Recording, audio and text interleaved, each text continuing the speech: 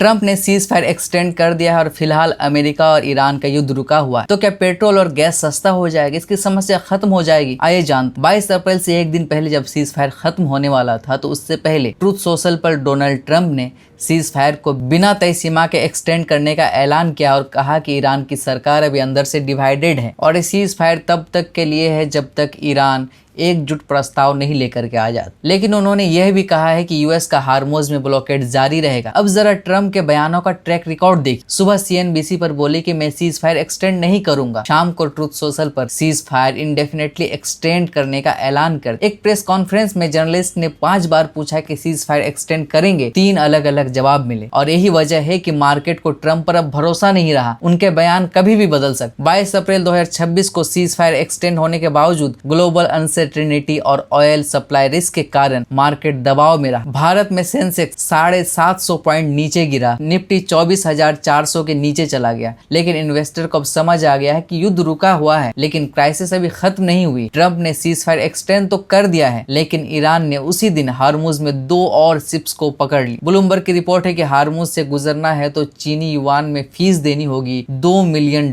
पर टैंकर। लेकिन फिलहाल हार्मुज बंद है और जो दूसरे रास्ते काफी लंबे हैं, उससे तेल आने में ज्यादा समय लगेगा। सप्लाई चेन बिगड़ी हुई है, वो एक ट्वीट से नहीं सुधरती, उससे सुधरने में वक्त लगता है। इंडिया में वेस्ट बंगाल और तमिलनाडु में इलेक्शन है, इसलिए सरकार अभी तेल के दाम नहीं बढ़ा रही है। घरेलू brokerage firm Kotak institutional equities ने बड़ा संकेत दिया है। उनके रिपोर्ट के मुताबिक अगर कच्चे तेल की कीमतें मौजूदा स्तर पर बनी रही तो चुनाव खत्म होने के बाद भारत में पेट्रोल और डीजल के दाम 25 से 28 रुपए प्रति लीटर तक बढ़ सकते हैं। सीज फायर हो गया लेकिन हार्मुज बंद है और सप्लाई चेन टूटी हुई है और चुनाव खत्म होने वाले हैं। जो युद्ध हजारों किलोमीटर दूर चल रहा था उसका बिल अब आपके नजदीकी पेट्रोल पंप पर आने वाला है। गैस सिलेंडर की समस्या तो अभी खत्म ही नहीं हुई है।